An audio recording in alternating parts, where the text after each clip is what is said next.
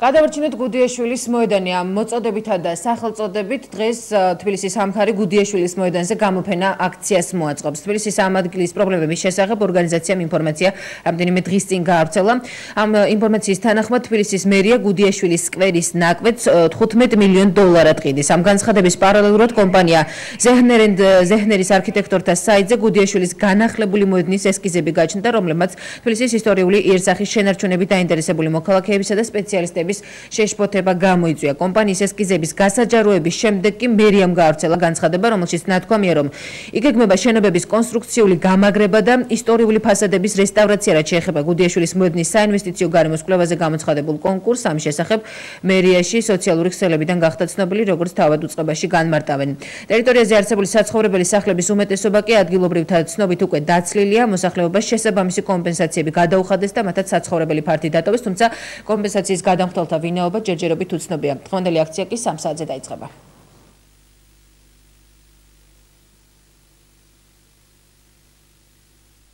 საპარლამენტო უმრავლესობამ თავისუფალი დემოკრატებისა და არასამთავრობო ორგანიზაციების მიერ შემუშავებულ საარჩევნო კოდექსში შესატანით ცვლილებების ალტერნატიულ წინადადებას მხარი არ დაუჭირა. გუშინდელ პლენარულ სხდომაზე გია ცაგარიაშვილმა თავისუფალი დემოკრატების ახალგაზრდა იურისტთა ასოციაციის სამართლიანი არჩევნებისა და საერთაშორისო გამჭვირვალობა საქართველოს მიერ შემუშავებული ის წინადადებები წარადგინეს, სადაც ადმინისტრაციული რესურსის გამოყენებასა და საარჩევნო დღეს უბანზე აგიტაციის აკრძალვასთან ერთად ყურადღება საარჩევნო სიების ბიომეტრიულ ფორმირებაზეა გამახვილებული.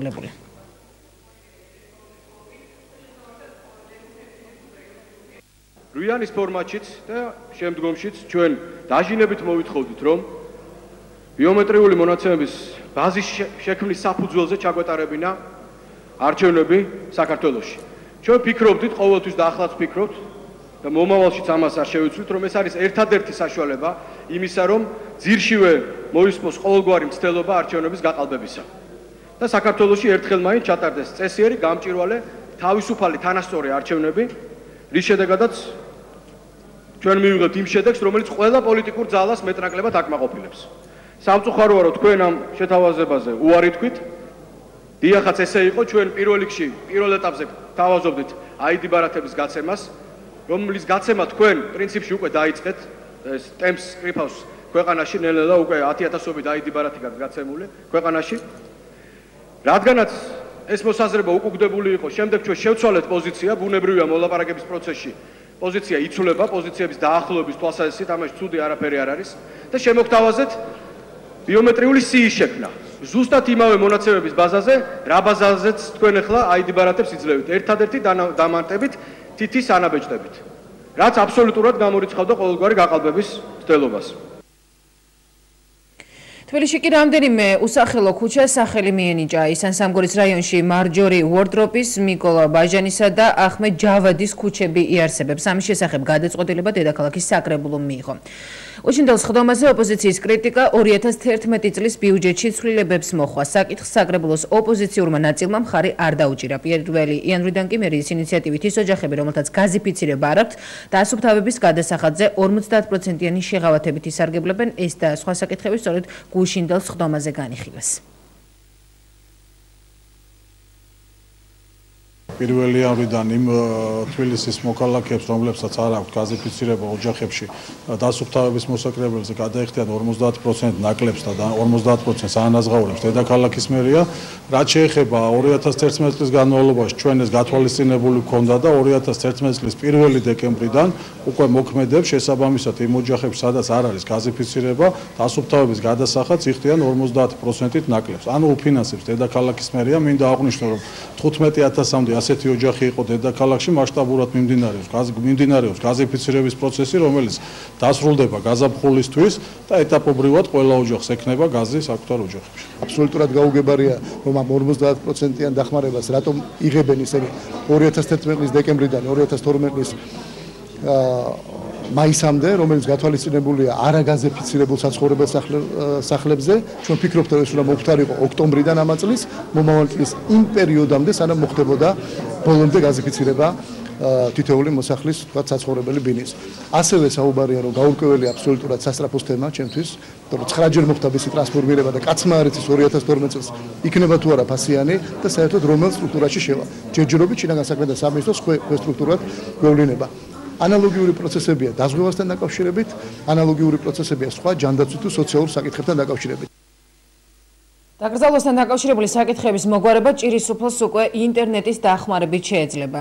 შესაბამისი პროექტი მერიამ გუშინდელს ხდომაზე წარადგინა. ახალი სერვისი კონკრეტულ ვებგვერდზეა ხელმისაწვდომი, რომლის მისამართიც გახლავთ ჰერმესში.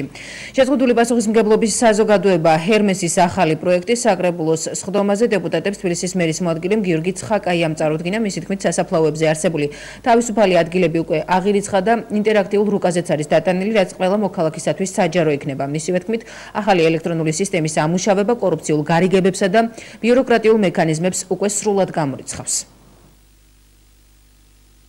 შესაძლებელი იქნება ნებისმიერმა ადამიანმა ელექტრონული ვებგვერდის მეშვეობით მოახდინოს საფლავის აღება, ასე ვთქვათ, ეს პროცესი იქნება ძალიან ტრანსპარენტული, შესაბამისად გამორიცხავს ნებისმიერ კორუფციულ გარიგება იქნება თუ სხვა რაიმე სახის ჩარევას. აქედან გამომდინარე, ეს ეხება მხოლოდ ახალ საფლავებს, ძველ საფლავებს ეს არ ეხება.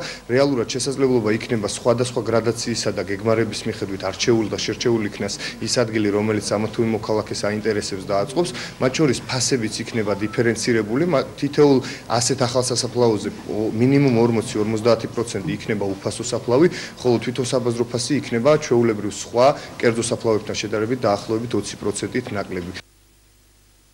ზუგდიდის რაიონულ სასამართლოში სენაკის საკრებულოს ფრაქცია ჩვენი საქართველოს თავისუფალი დემოკრატების წევრის რევაზ ხულურდავას საქმეზე წინა სასამართლოს ხდომა განახლდა. ხდომაზე მხარეებმა წარმოდგენილ მტკიცებულებებზე იმსჯელეს. ბრალდებულის ერთ-ერთმა ადვოკატმა შალვა შავგულიძემ მოსამართლე ლაურა მიქავა ტენდენციურობასა და არაობიექტურობაში დაადანაშაულა და მისი აცილება მოითხოვა. შავგულიძის განცხადებით ხულურდავების ოჯახს ხელისუფლება პოლიტიკური ნიშნით დევნის. ამის მაგალითად კი უფლებადამცველი ბრალდებულის ძმის მალხაზ ხულურდავას ადმინისტრაციული წესით დაპატიმრების ფაქტს ასახელებს. შეგახსენებთ, რომ თავისუფალი დემოკრატების წევრი რევაზ ხულურდავა სენაკელმა სამართალდამცველებმა 20 ნოემბერს მოქალაქე დავით მგალობლიშვილის მკვლელობის მცდელობის ბრალდებით დააკავეს და ორთვიანი წინასწარი პატიმრობა შეუფარდეს. ბრალდებულის ძმა მალხაზ ხულურდავა კი სენაკის პოლიციამ რამდენიმე დღის წინ წინააღმდეგობის გაწევის ბრალდებით ქუჩაში აიყვანა და 60 დღიანი ადმინისტრაციული სასჯელი შეუფარდა.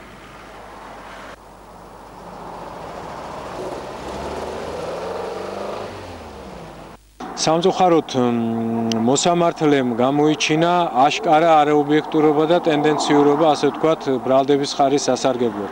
ბრალდების ხარემ ჩვენს მიერ წარდგენილი გარკვეული მტკიცებულებები, რომელსაც უშუალო შემხებლობა ჰქონდა მოცემულ საქმესთან და აშკარად ადასტურებდნენ ბრალდებულის უდანაშაულობას, სადაო გახადა და მოსამართლემ ესეთი რამ სიმართლე გითხრათ, ნამდვილად არ მინახა სხვაგან, არ მომცა უფლება დამედასტურებინა, ანუ პასუხი გამეცა ბრალდების ხარის პოზიციაზე. ამ ფაქტს ჩვენ მივცემთ სერიოზულ გახმაურებას საერთაშორისო ორგანიზაციების ჩათვლით, საერთაშორისო სასამართლოს ჩათვლით.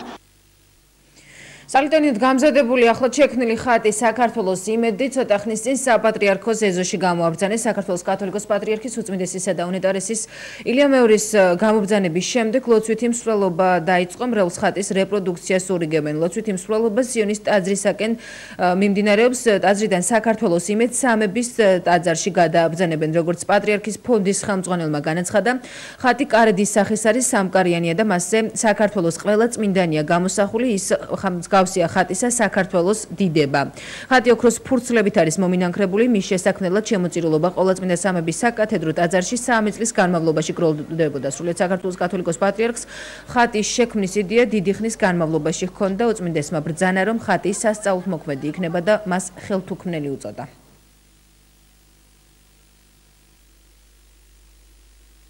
სვანეთის საგანძური კონტეინერებიდან მიკროკლიმატის საშუალებით აღჭურვილ სპეციალურად დაცულ სათავსოშია განთავსებული. ამის შესახებ კულტურის მინისტრმა ჟურნალისტებთან შეხვედრისას განაცხადა. ნიკარორუას თქმით, საგანძური სპეციალურ გარემონტებულ მიკროკლიმატის საშუალებით აღჭურვილ დროებით სათავსოში იმ დრომდე დარჩება, ვიდრე ახალი მუზეუმი არ აშენდება. მინისტრის თქმით, მან სათავსოს პირობები პირადად საპატრიარქოს წარმომადგენლობით დელეგაციასთან ერთად შეამოწმა. რურუა მისიც აღნიშნა, რომ საკითხის პოლიტიზირების მცდელობა ვერ შედგა, რადგან ტყუილს მოკლე ფეხები აღმოაჩნდა და პრობლემა ამოწურულია.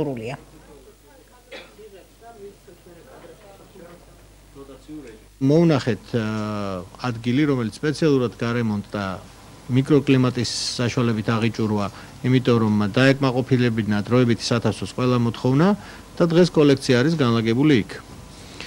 ასე რომ ამის იქით არანაირი პრობლემა ვიდრე ახალი მუზეუმი არ აშენდება, ეს იდება აქ და არის დაცული და არის ხელუხლებელი, მას ხავს სახელმწიფო დაცვა, იქ არის კლიმატური და ყველა პირობა დაცული, პირადად ავედი იქ, პირადად შევამოწმე და სხვა შორის მახლდა საკმაოდ წარმომადგენლობითი დელეგაცია საპატრიარქოდან და მათაც ვანახეთ ეს ყველაფერი.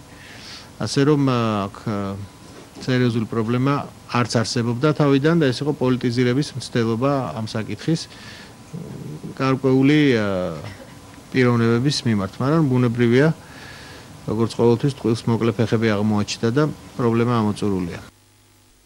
თავისუფალი საქართველოს თავმჯდომარე კახა კუკავა და რუსეთ-საქართველოს ერების ერთიანობის ფონდის პრეზიდენტი ვლადიმერ ხომერიკი რუსეთის მთავარ სანიტარს შეხვდნენ. თავისუფალი საქართველოს ინფორმაციით შეხვედრა მოსკოვში შედგა და მხარეებმა ქართული სასოფლო-სამეურნეო პროდუქტების რუსეთის ბაზარზე დაბრუნების საკითხი განიხილეს. ამის გარდა ექსპორტის აღდგენასთან დაკავშირებით საქართველოს ექსპორტიორთა ასოციაციისა და როსპოტრებნადზორის თანამშრომლობა შეაჯამეს და შემდეგ ეტაპზე გადასვლასთან დაკავშირებით გადაწყვეტილებაც მიიღეს, რაც უკვე კონკრეტული ქართული კომპანიებისათვის რუსული ბაზრის ხსნას გულისხმობს. პარტია თავისუფალი საქართველო ამ შეხვედრას პროგრესად მიიჩნევს და იმედოვნებს, რომ მალე პროცესში უფრო მეტი ქართული კომპანია ჩაერთვება. საქართველოს რკინიგზაკი საახალწლო დღეებში საგანგებო რეჟიმში იმუშავებს. რკინიგზის ინფორმაციით გაზრდილი მგზავრთა ნაკადის უზრუნველსაყოფად მატარებლები დამატებული სამგზავრო ვაგონებითა და გაზრდილი შემადგენლობით იმოძრავებენ. ამას გარდა თბილისის სენაკის მიმართულებით მგზავრთა მოთხოვნის შესაბამისად დამატებითი ელექტრომატარებელი დაინიშნა, რომელიც 28 დეკემბრიდან 2012 წლის 3 იანვრამდე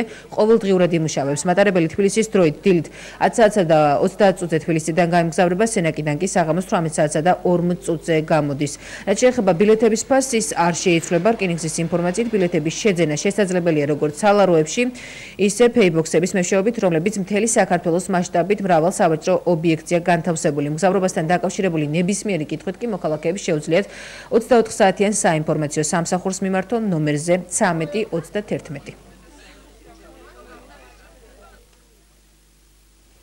საახალწლო სამზადისი თელავში შეინიშნება, უკვე განათებული არის ქუჩები, დაიდგა და დამონტაჟდა ქალაქის ცენტრში ნაძვის ხე. თელავის საკრებულომ ნაძვის ხეს შესაძენად 30,000 ლარი გამოყო. 6,000 საახალწლო კონცერტისათვის და ფეერვერკისთვის არის განკუთვნილი. თელავის საკრებულოს თავმჯდომარის თქმით, გასულ წელთან შედარებით საახალწლო ღონისძიებებისათვის განკუთვნილი თანხა გაზრდილია, რაც ახალი ნაძვის ხის შეძენის გამო არის განპირობებული. თელაველებს საახალწლო ღონისძიება და ყველა სხვა საახალწლო აქტივობა 36,000 ლარი დაუჯდებათ. კონცერტი ახალი წლის ღამეს 12 საათზე ქალაქის ცენტრში დაიწყება.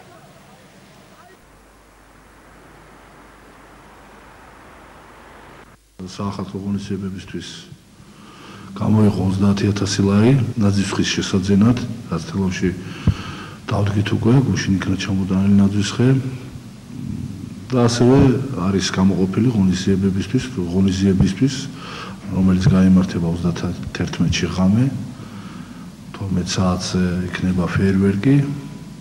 სულ არის გამოყოფილი ამ ყველაფრისთვის 36,000.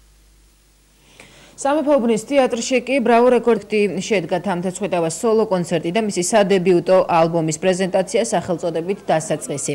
კონცერტზე ალბომში 12 სიმღერა შედის, რომელიც ამ კონცერტზე შედგა სიმფონიური ორკესტრის თანხლებით. ალბომში სპეციალურად მომღერლისათვის შექმნილი ახალი ქართული სიმღერები შედის და ასევე რამდენიმე უცხოური ჰიტის ქავერ ვერსია. კონცერტს მუსიკოსები, მომღერლები და საზოგადოების წარმომადგენლები ესწრებოდნენ. ბრავო რეკორდის გუნდი დარწმუნებულია თამთა სადებიუტო ალბომის წარმატებაში და იმედოვნებს, რომ ეს სიმღერები პოპულარული გახდება.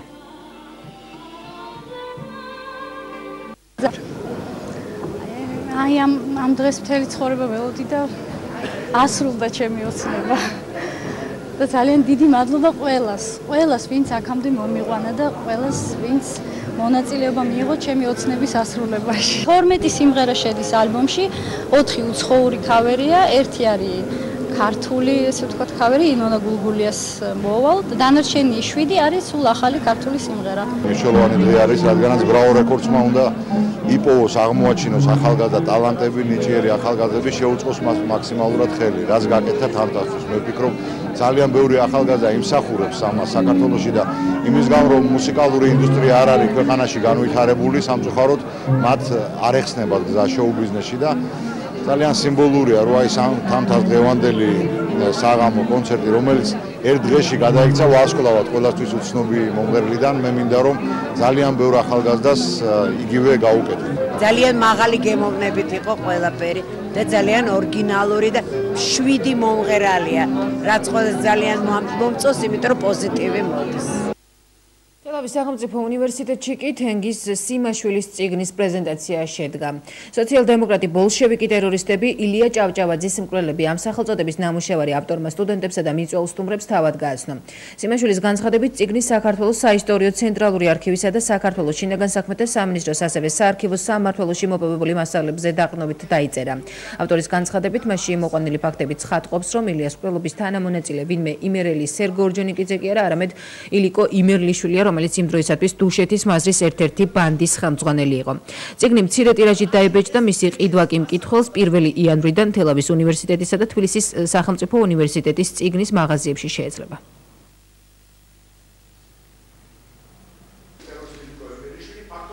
შეძელი მეპოვა დოკუმენტები, რომელიც ადასტურებენ, რომ ილიკო იმერლიშვილი, პავლე ფშავლიშვილი, გიგლა ბერბიჭაშვილი იყვნენ ილია ჭავჭავაძის სკოლობის მონაწილეები და სიტყვა იმერელი, რომელსაც ხშირად იხსენიებენ, სწორედ ილიკო იმერლიშვილის მეტსახელი იყო.